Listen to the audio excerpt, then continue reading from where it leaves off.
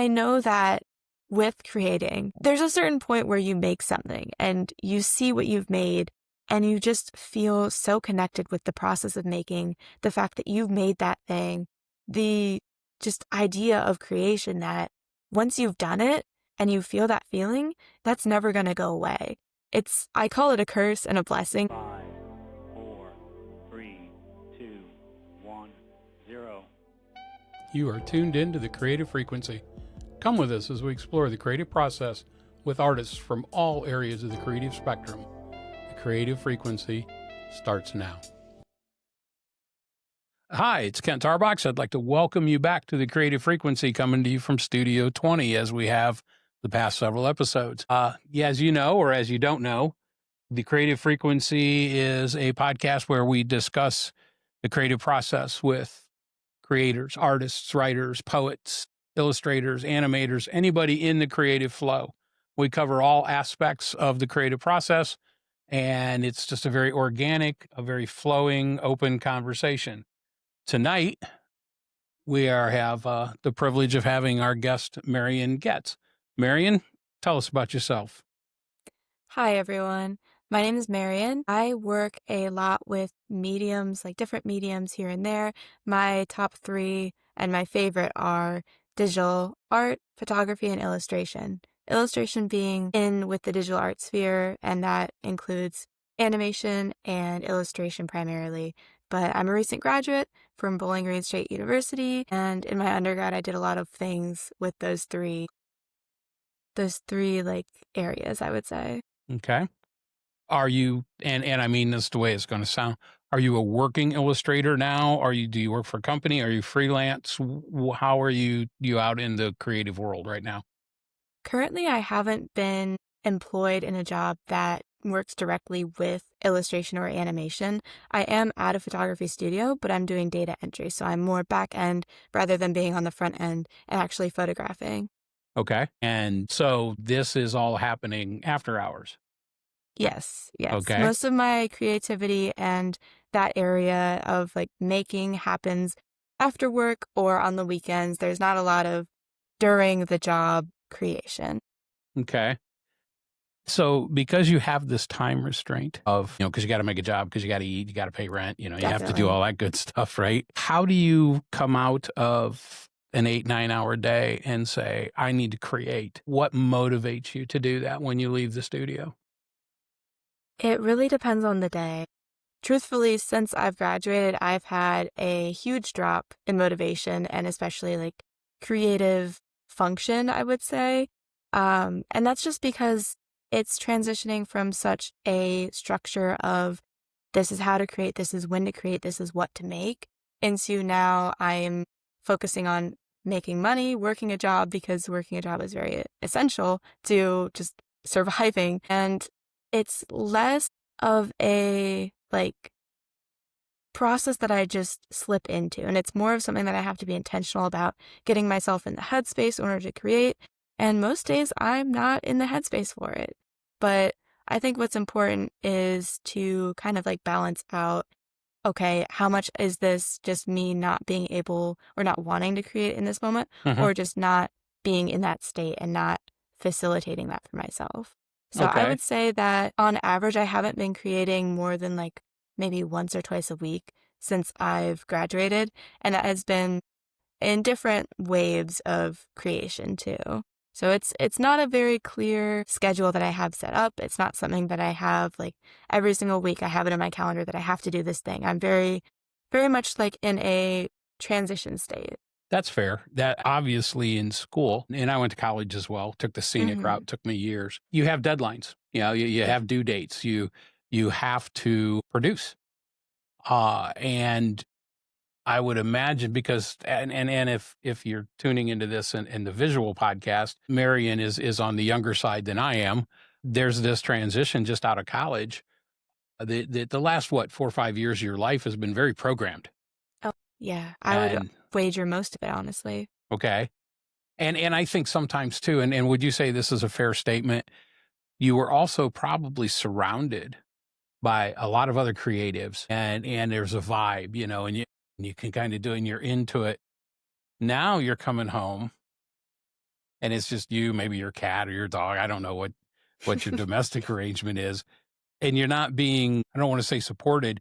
You don't have that same group that could motivate you and say, let's go do this, or I really want to do Yeah. that. Or do you think this is just a natural evolution away from such a structured environment that you're going to find your own pattern?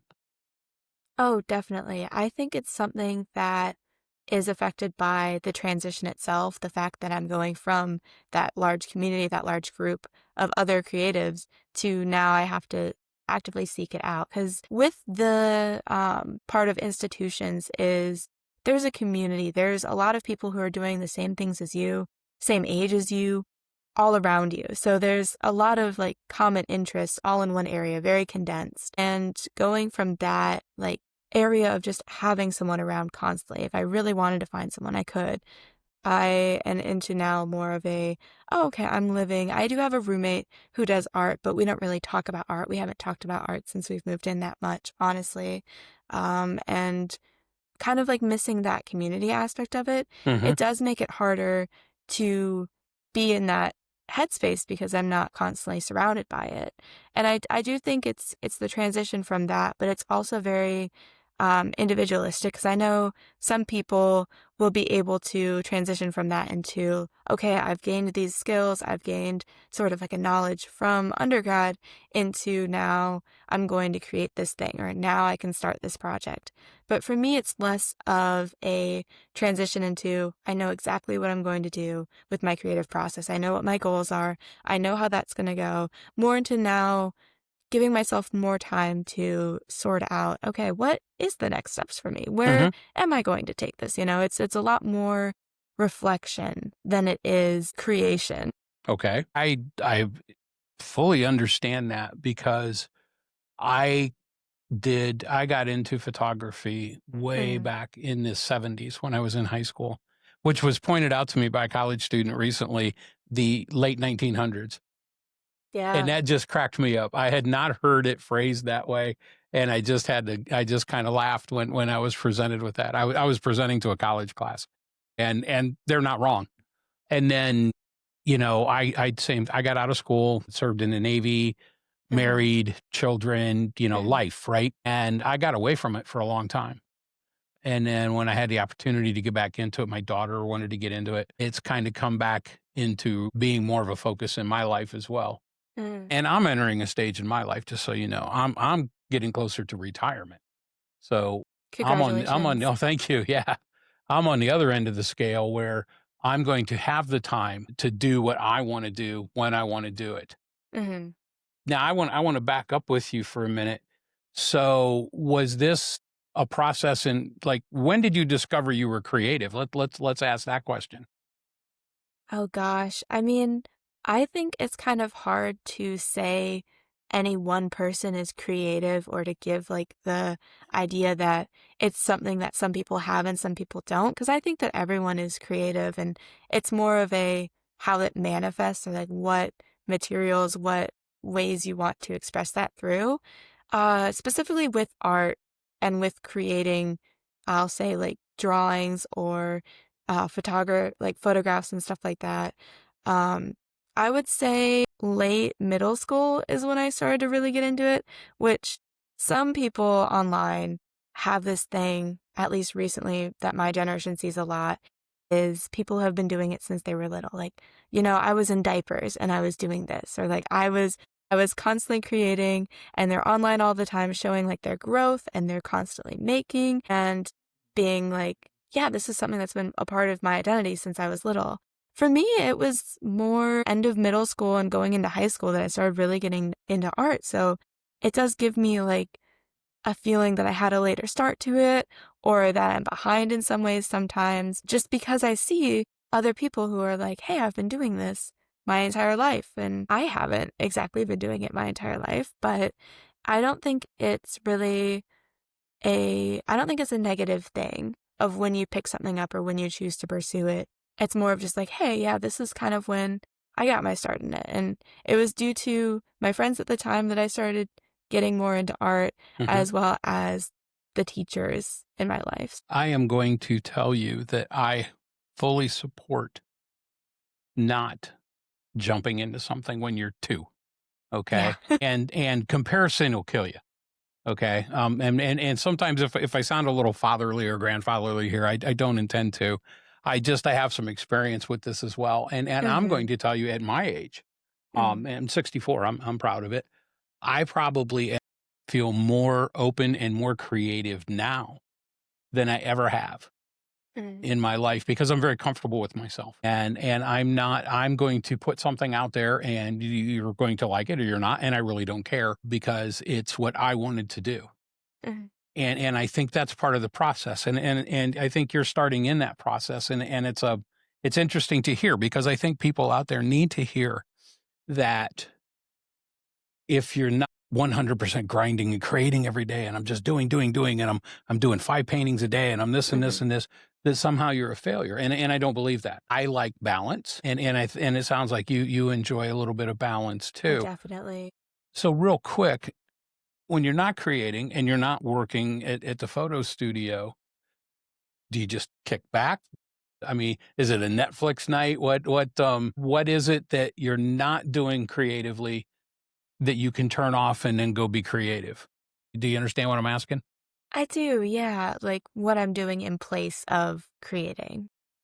I would say after work, it really depends, but I've been doing something social. I've been connecting with old friends because I'm in an area close to where I grew up. So I have some of those friends within access that I could talk to and spend some time with. I also have been just like getting back into some of my old hobbies. I've been going to libraries. I've been doing things just in the area. Yeah, I've also been living a bit boringly because I like to cook at home. I don't really like to go out as much, especially with it getting dark so quickly. Mhm. I'm very much more prone to stay inside and kind of just spend the time um, either working on other things, like looking at understanding the state of the world, like things like that.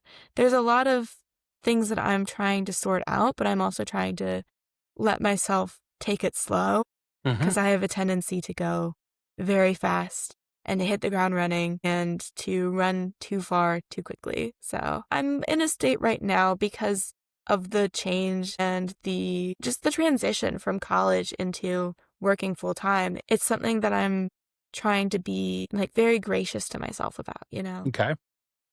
What I'm hearing, and I kinda like this, is you're not putting a lot of pressure on yourself to create and to make. So I'm gonna ask when you are creating, Mhm. is it isolating for you? Is it comforting for you? Can you get into the moment and create and feel very good coming out of it and knowing that maybe you're not gonna come back to it in a couple of weeks? Does that work for you? Yeah, I mean, I've been kind of allowing myself to take a step back from it because when I first graduated, like that first month or so, I was very much like, I need to create. I just graduated. I have this energy, I have this time, all of this time on my hands. I need to do something with it. And I put a lot of pressure on myself, and I ended up not making much of anything and beating myself up for it because I set this impossibly high standard. Hey, I'm going to do this project.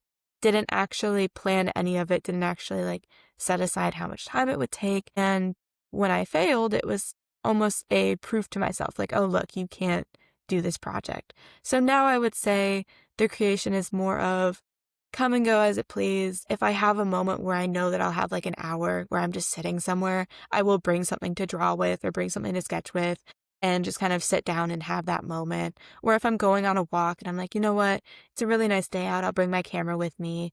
It's more about intentionally bringing it along, but not Mhm. making it a task that I have to do while I'm doing like the walk or while I'm at the place that I have to be. It's not something that I'm holding myself to achieve a specific thing. It's more of like allowing myself to kind of have that flowy relationship with it rather than a very hard fast, like this is the rules, this is how it has to be made.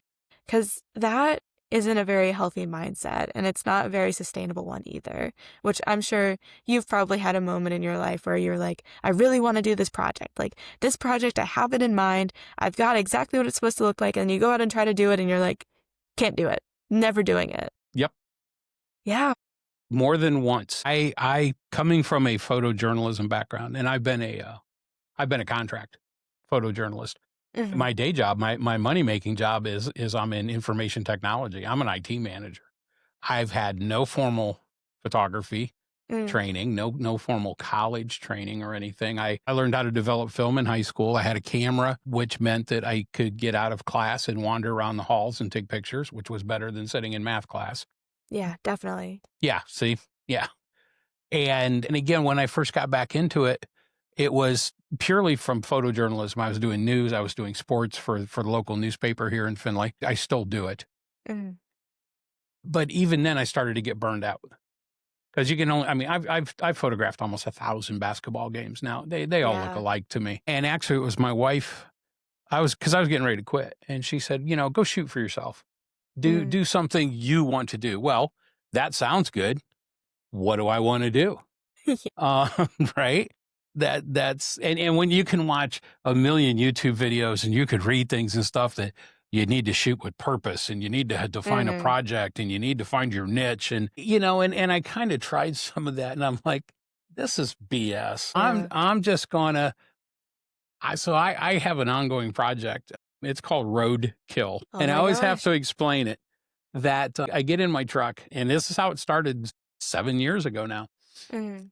and I wander around back roads in the country, and I love like old dilapidated buildings, and I find old rusted trucks and things, and I just take pictures of them. Mm. Okay, and it's turned into quite a thing. And that's when and I've done that for years. It took me a year ago. I actually worked with my first model, a young lady, and I did some model work. I'm like, oh, I've never done this before. Mhm. And so, yeah, it's a thing. I get it because I've done that too. And then I come home, I have this great vision of what I think I photographed. I'll look at it on the screen and go, well, that's crap. Yeah. Yeah, So, there's a bit of a difference there. You touched on a few things, and I'm actually really happy about that because I've got a few things to say about what you were saying, especially with how you were talking about how much information, how much advice there is on the internet, how much things are just out there in the world. It's helpful. It really is, but it's not the best in helping you actually create. It's not the best in actually getting you moving. right. And I found it so fascinating and also just like something that struck a chord with me was how you were saying you just started doing something. And that was going to be like something that I talked about is I'm focusing more on just doing rather than having an idea because having an idea, having like a specific goal in mind tends to stop you from actually doing art because you have this idea of how it's supposed to turn out. You have so much expectation on it. And of course, there's the whole thing with how your art looks shitty to you because you're just familiar with it all the time. Hmm. And as you're creating, there's the difference between what you are consuming and what you think your art level should be and what you're actually able to produce. So there's such a correlation between how you tend to see your art based on where you're at in your skill level of the art that you're consuming versus the art that you're actually producing. And a lot of the time, the way to fix that is to just make really bad art, is to just go out and do it. And it's Right. like that's something that I'm trying to work on right now, but it's something that I'm finding a lot of joy in is just going out and doing. Because if you're not making art, if you're not allowing yourself to even try, you're not going to get better. And No. you're going to continue to see things and just absorb like other people's art. And you're going to start having that higher standard of creation because you're seeing so much art, you're getting really involved in that world of it, but you're not making anything. So you're not able to keep up with your own artistic preferences unless you're making something. So I was really happy when you said that you've been doing this project for 7 years where you go out and just photograph because Hmm. it's the act of like just making. It's almost meditative. It's very Yes. mindful. It's very like in the moment of just doing. And then you can figure out the meaning of it later. See, you nailed it because I tell people, and now I've told my wife that, when I go out and do this, and she's my muse. Hmm. I said, it's cheaper than therapy. And she said, no, it's not. You've got a truck, you've got a camera, you've got this, you've got that. But it is. And people who've listened to this, hopefully people have listened to this before. Hmm. It is my therapy. I get out there. I'm an old guy. I throw some Pink Floyd in. Uh, and I just wander and I get lost on purpose. And Mm, sometimes sometimes I come home with 20, 30 brilliant images, and other times I come home with nothing. yeah, Even coming home with nothing, I don't look at it as a failure. I just look at it as it was some time. I collect my thoughts. mhm, Maybe I don't have any thoughts, which you kind of have to pay attention because I am driving. But it is always, it isn't always about the end result. Sometimes it right. is in just the making.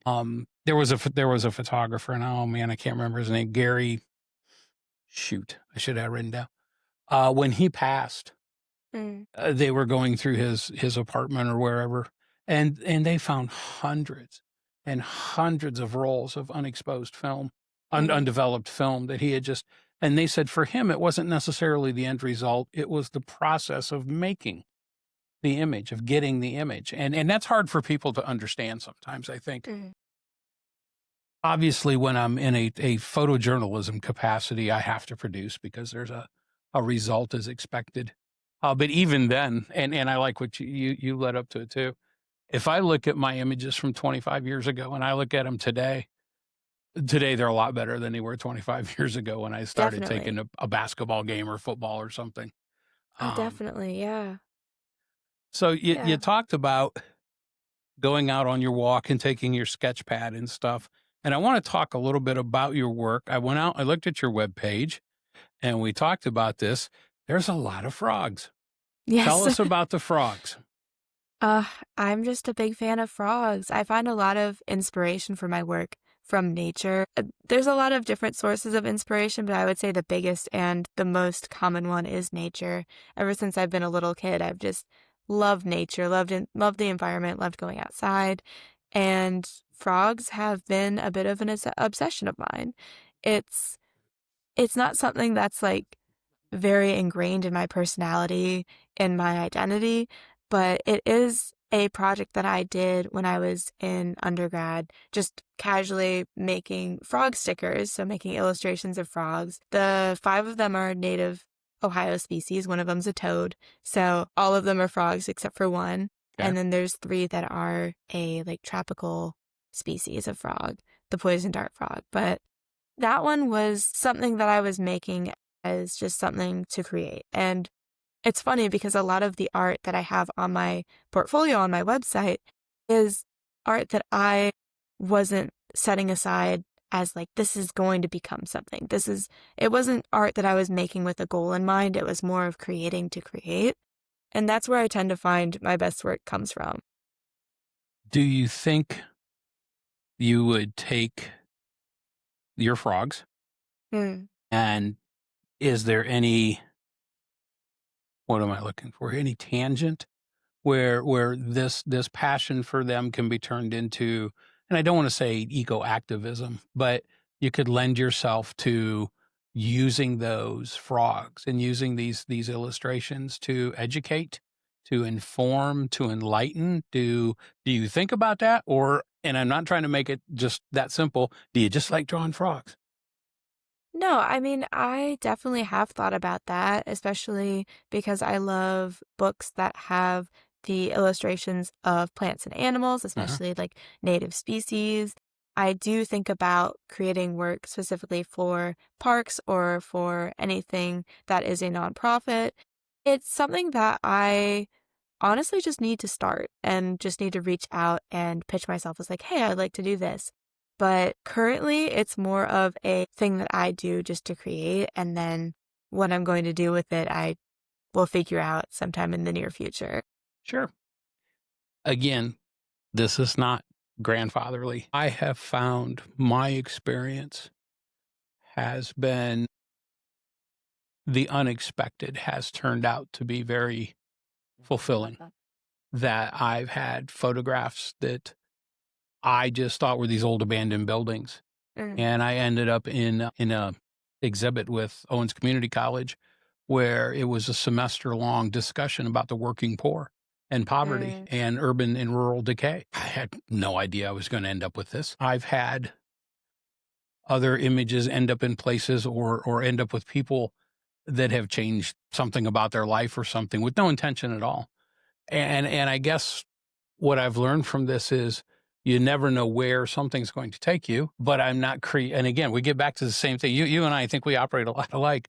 I'm not always creating for that end result, but if something comes out of it, I'm not opposed to exploring it further. And it sounds like then maybe that's kind of where you're at. That you got a lot of ideas. I've always got something in my head. Doing it is a different story. So let me ask you this.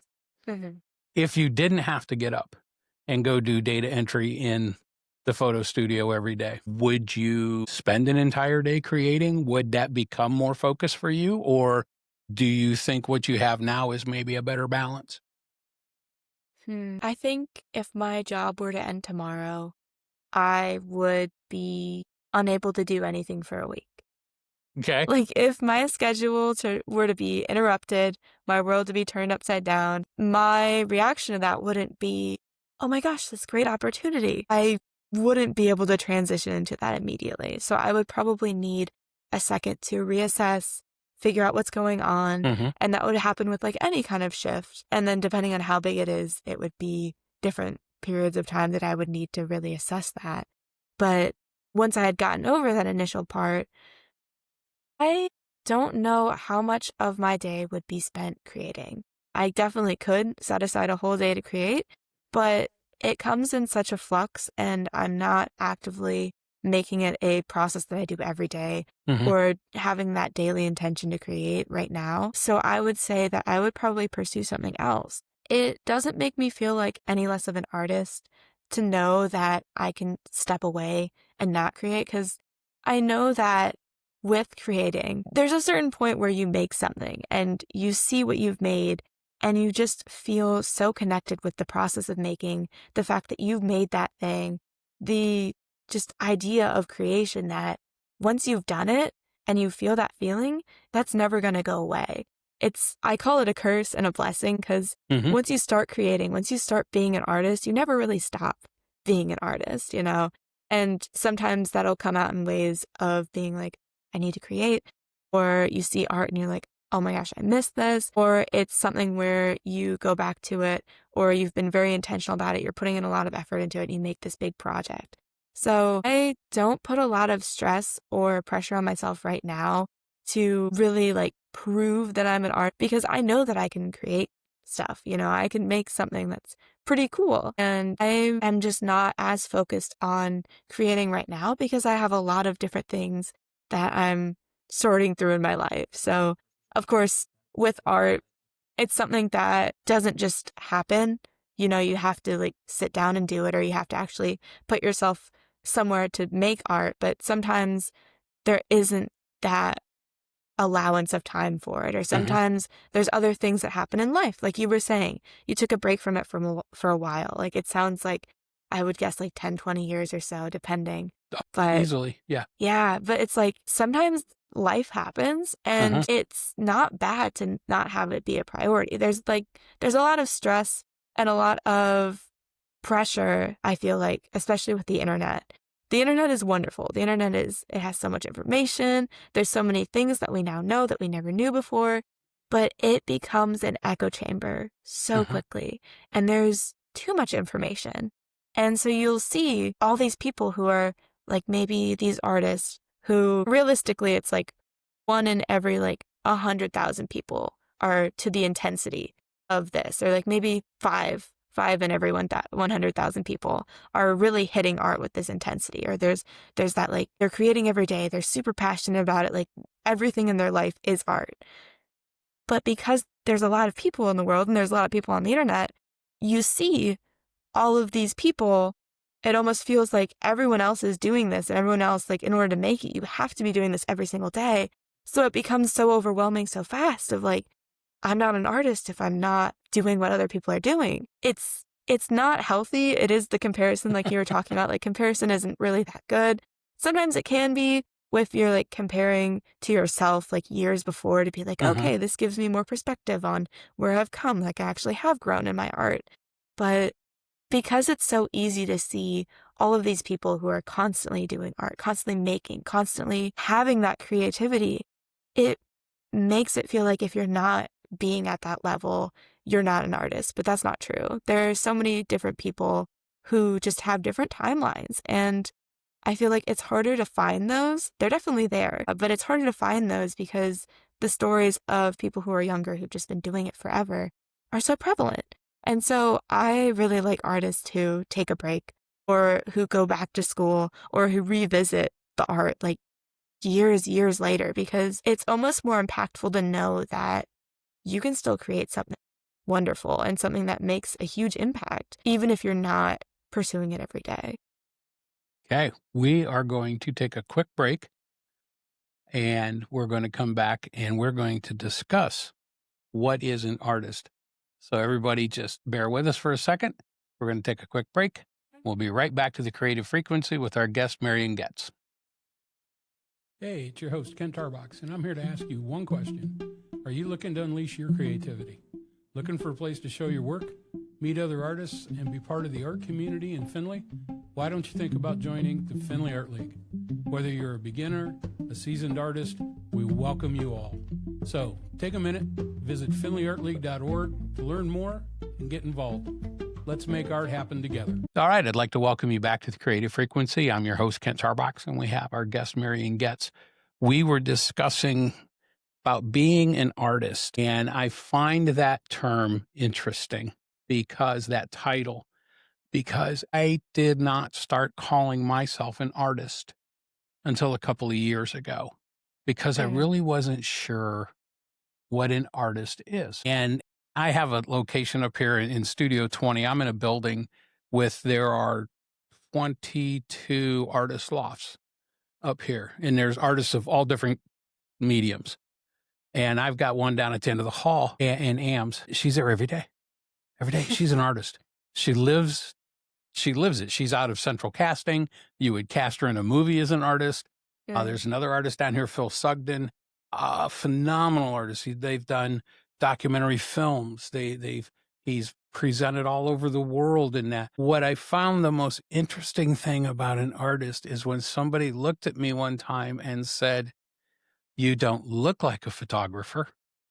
And I asked them, "What does a photographer look like?" And they gave me the stereotypical Hollywood Central Casting role that you would, you got to wear really weird clothes and purple hair. And, now I have some tattoos and things, right? No, I'm an old gray haired fat dude, right? I mean, let's just be honest about it. And it was interesting because I had a guest a couple of episodes ago. She was a poet and a writer. And we talked about that, she has 5 kids. She's like, I'm not hunched over a desk with a bottle of bourbon and a carton of Marlboro cigarettes, gnashing and wailing in anguish and stuff, right? I'm just a mom, but I write. And when you mention that about being an artist, I don't know what an artist is sometimes to define. I get it. There's some people full-time, right? They live the life. That doesn't, I don't know if that makes you or me any more or any less of an artist. I just think it's how we approach our art. I agree with you though. I like the idea that you don't I don't get too caught up in it anymore about what it means to be an artist. Yeah, I Thoughts? mean, I would say an artist to me is anyone who makes art. And then you try to define art and you realize you can't really define art because art comes in so many different forms and so many different ways of creating. It's really I think artist is more of a broad term, and it should be something that's very inclusive. It should be a term that covers a wide range. But when you say artist, there is that stereotype or that automatic thing that people go to, oh, you eat and you work and you do everything. Everything in your life is art. And everything that you're doing, every waking second is spent on art. The way that you dress, the way that you act, the way that you talk, your hobbies, everything is art. And it tends to create a very narrow-minded focus on what an artist is. And it makes it more elitist almost, or you have to be a specific way to be an artist. But in reality, you don't. The people who do art for their job or being actively paid for their job or their role, they will have artist as their title. Like it's a job posting. Mhm. It's something that's used to like label, okay, you make creative things for your work. But there's so many different nuances to artists. I feel it's almost unfair to not be able to call yourself an artist when you are making art. Like Mhm. I've talked to people who don't even like have, for example, I'll use drawing. They haven't drawn. Anytime that I tell people that I draw, the go-to is, I can't even draw a stick figure. It's like, okay, well, I understand. Pick something else that you can't draw. Maybe you can't draw a cat. Maybe you can't draw something else. But they have different ways of being creative. And Mhm. I would argue that journaling every day and having that like journaling practice is a type of art. Is it being actively publicized? Not necessarily, but you are doing something that is a creative outlet and creating. And that act of creating, I think, is what makes an artist. It's hard, though, when there's like a need to prove yourself. There's Mhm. something behind calling yourself an artist that you have to prove, like, oh, this is the art that I make. When you say you're an artist, people are like, can I see it? What Right. art do you make? What is the thing that you have going on? So there is inherently like a proof to being an artist, I feel, Mhm. but I don't think that there has to be anything like that. Sure, there's different levels of artists and creating, but I don't think that the term artist or creative should be very exclusionary. I agree. I struggle with labels. Hmm. We and as a society, we seem to we like to label things. We want things to be categorized. We do it with, Yes. I'm a boomer. I don't even know what you are. What are you? What are you, Gen something? I think it's Gen Z. Okay. In my corporate work life, I had to go through a training program on how to deal with the different classifications, and I honest to God had a chart. Okay, because I couldn't keep track, right? I don't know if they're a millennial. I don't know. Yeah. All I know is I'm a boomer because I'm old and I'm gray haired and I know when I was born. So I'm a boomer. Okay, I got that part. But what does that mean? I hate labels, right? Hmm. And I like what you said about if you're an artist, there's an expectation that, Yeah. that jumps out, and I think that has so much to do with just the way things are stereotyped in life.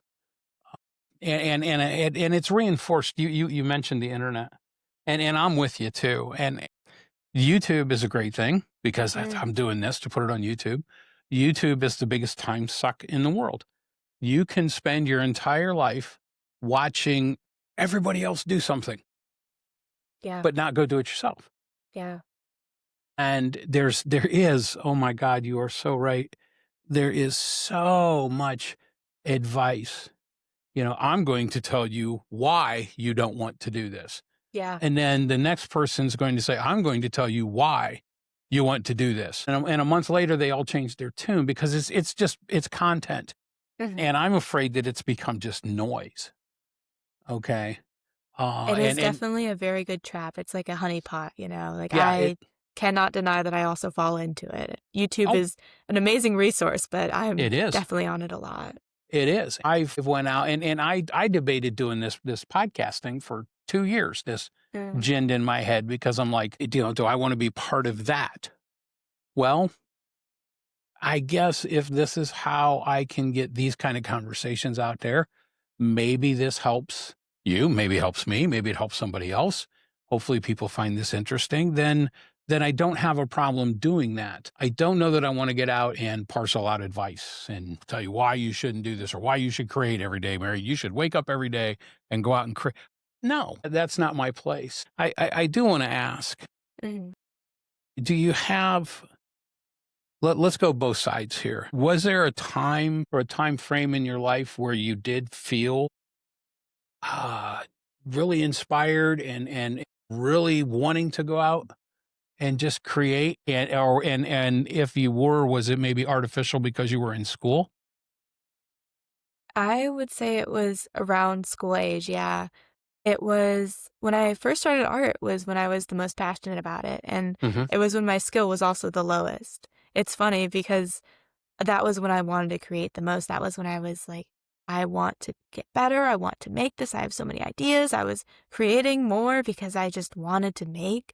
But because I wasn't at a specific skill level, or that was when I was creating without being taught. That was when I was creating like without the guise of having that like education or that higher education kind of like tell you this is the techniques you need to use, this is what you have to do, this is how you do it. It was something that it was just like magical to me to just create without having that. I think academia is very important for learning techniques, learning foundations, having that like guide of like, okay, this is ways to create.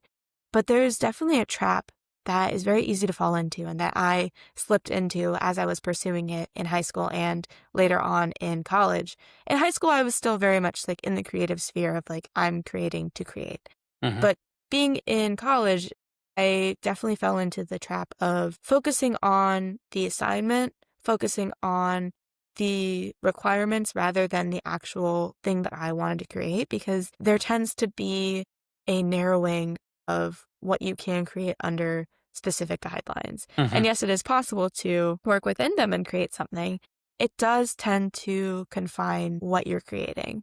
So a lot of my creation when I was earlier on and there was less guidelines, I would say was something like I was really inspired to make. I was really creative. I was really in the mood to create. But as I pursued it in higher education, it gave me a better sense of what technical skills I needed to improve on, and thus gave me an area to look at like, oh, now I'm looking at my art much more critically than before. Now I have this lens of all of these other people who've created. I have all this information, but it almost became too limiting, if that makes sense. It does. It does. What I want to do here is I'm going to skip over imposter syndrome now because I think we've kind of talked about that. I would like to present to you maybe because I'd like to get back with you in maybe 6 months, 6 or 8 months, and see how your transition is going, because I'm finding this very interesting that you created in high school, you committed yourself to doing the work in college for 4 or 5, 6 years. I don't know how long you were in school, and you made it a big part of your life, obviously. And I think you're a little burned out right now, maybe. Definitely. Yeah. 100%. And I want to see if you get this downtime to kind of get it figured out and get it focused. And I would like to come back to that. We'll have to talk about that because it's really interesting. And I'm not trying to put you on the spot. You're my first guest that's had some doubts about it. And that hasn't felt, and they've all said, oh yeah, I have moments of creativity where I'm just buzz, buzz, buzz, buzz. And then maybe I need a week or two where I just kind of chill, a little Netflix, a little football, whatever. And then I find your perspective and your take on it to be different, but I find it very refreshing. And I think people need to hear this, that it's okay to want to be creative, but maybe not be creative for a while. Yeah. It's okay not to create. And I know that's going to be maybe a really bizarre thing for people to hear on a podcast about creativity, but I think we need to hear it. And I think along the way, most people will say that it ebbs and flows. And I think right now you're experiencing that. I love your work. We're gonna put a post up on her website and stuff. And I want people to know too. And you're doing portraits, you're doing the photo studio, the senior portraits things and stuff, right? Yeah. There is a creative aspect to it. I find the same thing when I do some of this stuff. It's like, okay, this doesn't take much, but click, I got it. But there is still something there. I'm still part of the process. And I find that interesting. And I want to ask you this. Would you encourage people to still pursue a creative journey? And if so, what advice would you give them? If someone wants to be a creative, I think that, just go for it. I think that thinking too much about being a creative or planning too much about what you're going to make or anything like that tends to limit actually creating. If anyone has that drive, has that pull, has that feeling of, I want to create something, then you are an artist. You just need to find your medium. And the way to do that is to make really bad art over and over, to try a lot of things, to make art. If you don't feel like making art, you don't have to make art. You could take a break. It won't leave, you know. There are times where it helps to sit down and work on things, even if you don't want to just practice like maybe essentials or to work on things like that. But if you aren't being pulled to create, you don't have to create in that moment. You can always come back to it. But once you feel that initial pull or that initial like desire to create, it's very hard to ignore. It doesn't leave you, you know. If you're an artist, you are an artist. If you have that drive and you create and you find that medium that you enjoy creating, because it spans over like drawing, the traditional, like if you're an artist, you draw, you know, you draw pen and paper, whatever, to anything digital with photography, anything more physical with like printmaking, anything in studios, sculpture, music, just writing, like anything that you can give your perspective, your expression of how you view the world into like a form, you are going to do that no matter what. It might change shape, it might change form, it might take time. You might not be able to do it for a while, and that's normal. I think that if you are constantly making art, you are probably not very happy with the art that you're making, because I know that people who really push themselves to keep creating or to keep being in a specific thing or achieve a specific goal with their art, it isn't fun after a certain point. And if you're doing it professionally or if it's a career, you know, you are staking your well-being and your ability to like have the money to fund your lifestyle on your ability to create, and that puts a lot of pressure on creating. So I would say for anyone who wants to be an artist or wants to be a creative or wants to just make things, just make them. You might not like most of the things you make. I still don't like most of the things I make. There are a few projects that stand out that I'm like, you know what, I really, really am proud of that one. But on any given day, I might make something and not like it. And I'm going to continue to make things that I don't like and eventually start liking them, or eventually reach a point where I like maybe, you know, 2 out of the 5 projects I make instead of like 1 out of the 5. But I think it's important to just make it, because if you don't make it, you never will. If you don't take a stab at it and you don't make it exist first, you can't ever make it good later. You can't ever come back to it because you never took that leap to just try. So it's definitely, I would definitely just say, just do it. It's hard to just say like, just try it, just make something, but like, just make bad art. That's my advice, is make something really, really bad and keep making it. Because if you do that for 1,000 hours, just like an hour every day, if you really want to like set aside a specific time, or maybe 5 hours every week or something like that, and you do that enough times, you're going to make something really cool. And it's going to take time, but you just got to do it. I can't top that any better. I love that for a closing segment. That you nailed it. I wrote down make bad art because I think I'm going to get a t-shirt that says that. Yeah. I think you're onto something. Maybe I think that's a thing for you. Make bad art stickers and sell them at $5 a pop. When you do, send me one. Okay. Yeah, I can't top that out, folks. I mean, I think there it is. I guess maybe we'll paraphrase Nike and just do it. And maybe it is just that simple. Marian, we're reaching the end of our time. I have really enjoyed this conversation. I'd like to thank you for being open and honest and very forthcoming about your creative process and your creative struggles. Yeah. I do want to stay in touch, because I would like to maybe circle back here in 6-8 months and let's see where you're at. Plus I can fill another time slot in the podcast. So I appreciate that.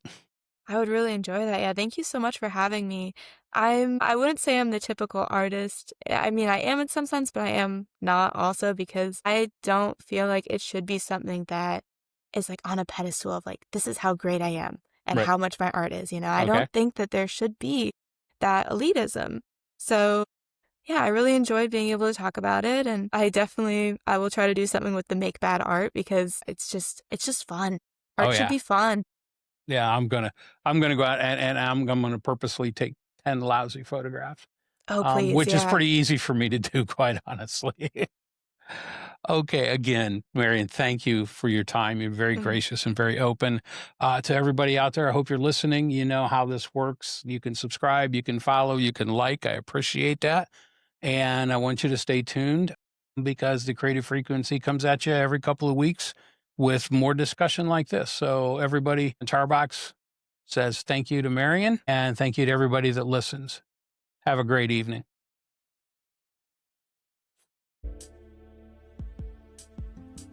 Thank you for tuning in to the Creative Frequency. You know what to do. Like, follow, and subscribe. Then join us again for the next episode of the Creative Frequency.